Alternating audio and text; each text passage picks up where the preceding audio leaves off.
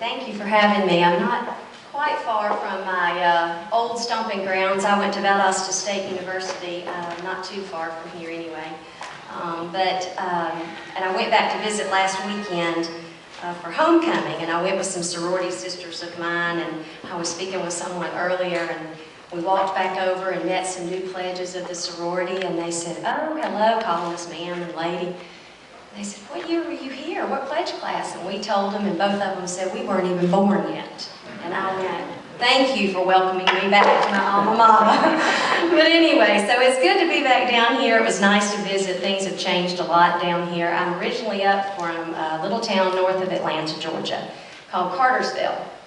And I'm born and raised there. I like to refer to it as my pawpaw patch. We're a little small town. But I'm a certified teacher in Georgia in both regular education and special education. My experience ranges from pre-K all the way up to 4th grade. So I have some experience in the classroom. I left the classroom and started joining some of the reform efforts around the state, got involved with some of my local representatives and legislators, got involved with some groups such as 100 Dads, Students First, trying to figure out a way to help teachers and students in a system that I felt like had been staying the same way and putting the same constraints on teachers and students for years.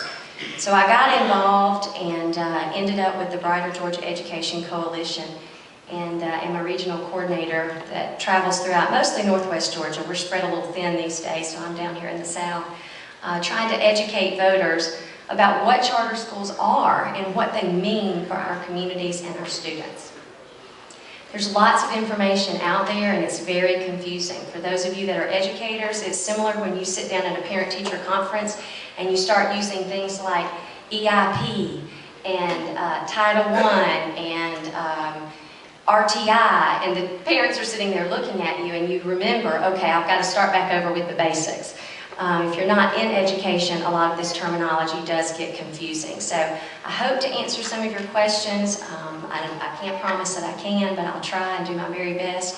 But I just want to start off with the basics of what charter schools are. And there's some information out there that tell you that our state is very friendly to charter schools, and that we have a lot of charter schools, and that we've always been open to the idea of charter schools. Let me explain, and you need to know the difference. There are two types of charter schools in the state of Georgia. There are charter schools that are dependent charter schools, and there are charter schools that are independent charter schools. Dependent charter schools are existing schools that apply for charter status through the State Department. And when they do that, they get some flexibility in their schedule, and I also think they get some additional funding with that. You can have conversion-dependent charter schools. My system, Cartersville City School System, is a charter system. They converted over to be a charter system. Those are all examples of dependent charter schools. This amendment has nothing to do with those schools. This amendment is about the independent public charter schools. We have over 2,000 public schools in Georgia. Independent public charter schools make up about 1.8%. So we're not talking about a lot of independent charter schools in Georgia. Independent public charter schools are schools that are started by teachers, parents, and community leaders in areas where their public school systems aren't doing a great job. And the community comes together and decides to provide another option for those children in that community. Those communities get together and they write a charter or a contract. They present that charter or that contract to the local boards of education for approval. Significantly denied. A lot of them are denied. In 2007, 24 applications were presented to local school boards. 24 applications were denied. In 2008, 28 applications were presented to local school boards. All of them were denied but 2. Last year, we had 1 approved by local school boards. Back in 2007, the legislators realized there was an issue and local school boards were not approving high-quality charters from communities. So they decided that they would create a state commission.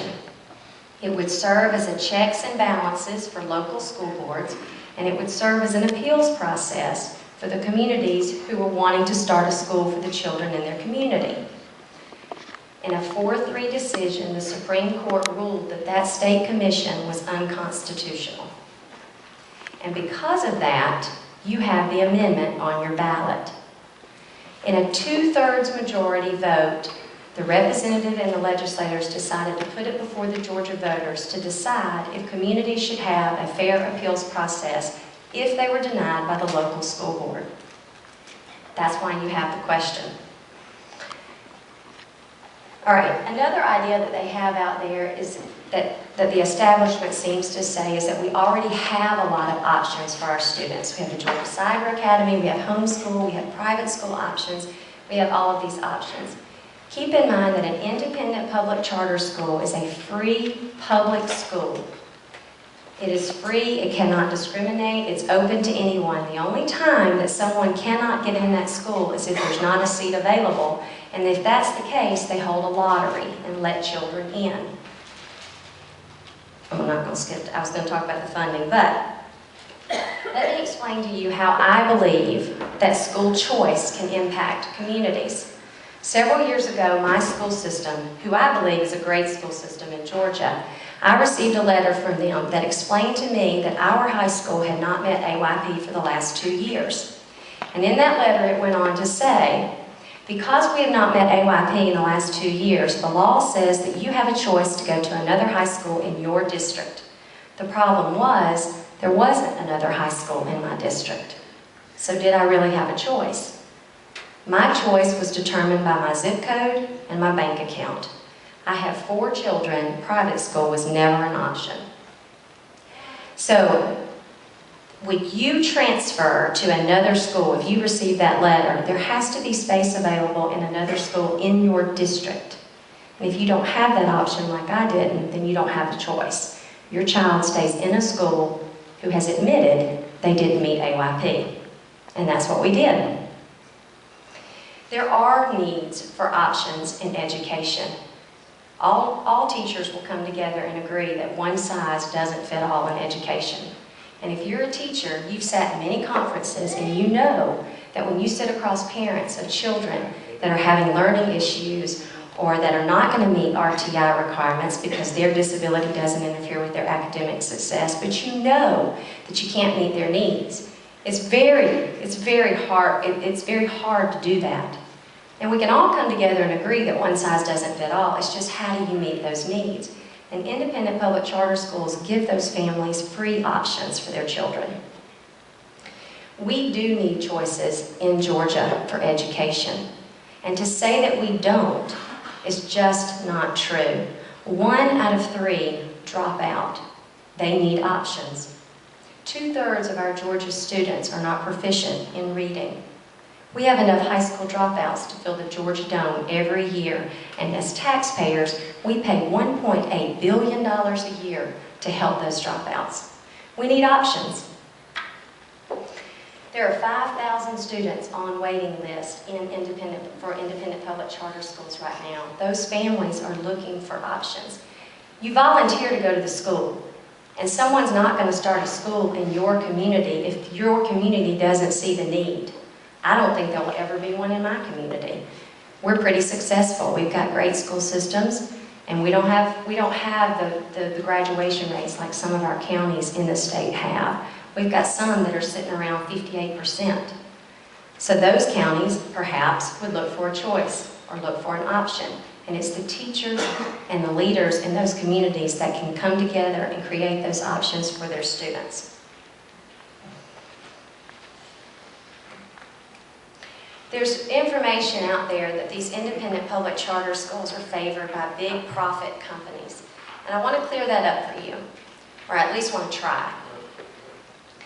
There are 3 companies that fund the campaign for this amendment, or 3 big companies, I guess, that they're considering these out-of-state companies. But those companies are already serving children in Georgia right now. The K-12 company is serving, I think last time I looked, 10,000 families. There's a company called Charter Schools USA that's serving 2,500 families already. There's National Heritage Academy that's helping. They're already serving children in the state right now. So of course they're going to want to help the campaign. They already believe in the need for education reform and school choice. There's also names out there like Bill Gates and the Walton family. They also are nationally known for education reform groups. But they also give to traditional education, and they also offer grants and give money to traditional schools in Georgia and around the country. So this is not really an issue if you think about it and you look at the facts. The people that want education reform are already here for one, and each independent public charter school has the option to hire a management company, just like traditional schools have the option to contract for services such as food services and transportation, textbooks, or testing curriculum. So lots of people have been making money off of our children's back for a long time. You don't have to hire a management company. Each independent public charter school has that option to do that. Schools are funded three ways: state, federal, and local tax dollars. If a charter school is denied at the local level, they lose local tax dollars. State and federal dollars always follow the child. If mine transfers from Cartersville to Cass, or from here to up there, the state and federal dollars follow that child. They do lose local tax dollars if they're not approved by the local school board. So these schools are functioning on a lot less budget than our traditional schools are.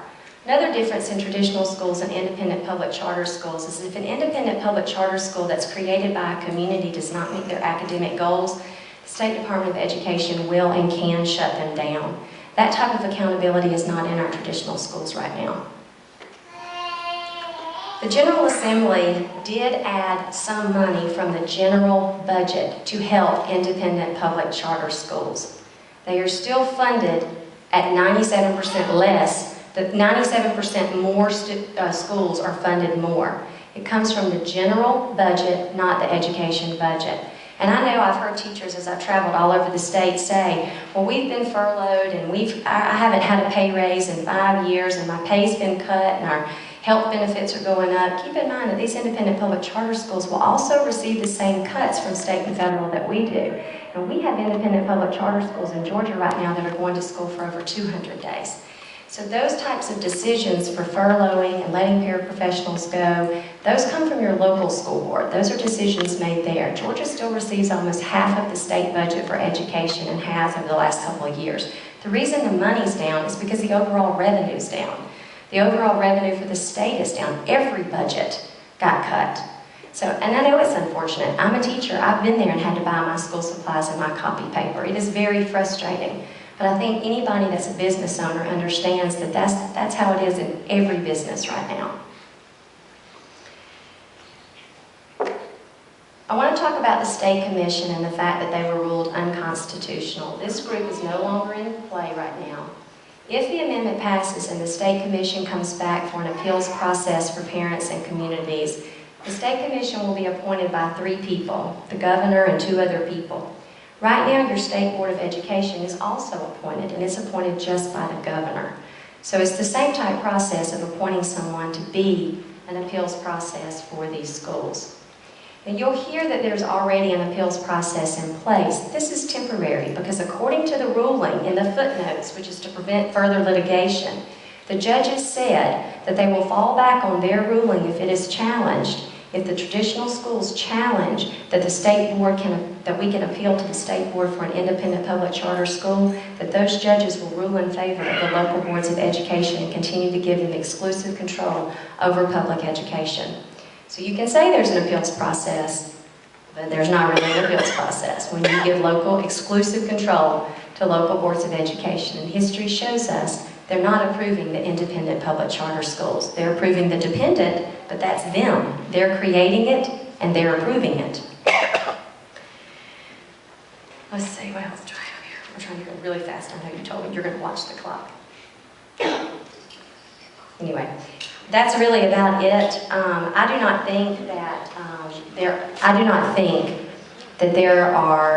there's anybody in the state that would be able to tell families and parents that we don't need other options for our children. I think history has shown us, and our ranking in Georgia shows us, that we do need options for our children. And there's two ways you can make a profit in a business. You can either have the best product out there so that nobody else wants it, and our statistics shows us we don't have that, or you can have a monopoly over the system.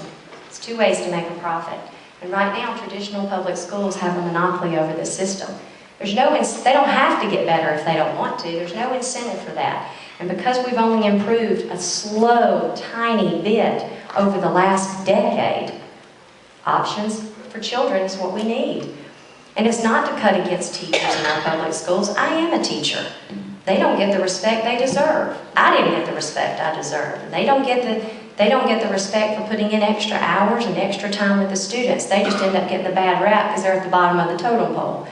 It's not about that. It's about the needs of the children. They're different. It's not about the school not meeting their needs as much as it might just be the child. I have a child, she's my third one, and she has sensory integration disorder. So in the beginning, public school was hard for her. It wasn't anything to do with the school. It definitely wasn't anything to do with the teacher. It was just her and what she needed. And like I said, I don't think it's fair that my zip code and my bank account determine my child's education environment. And these provide opportunities for communities to do that. It doesn't bypass local control. It is local control. It's you.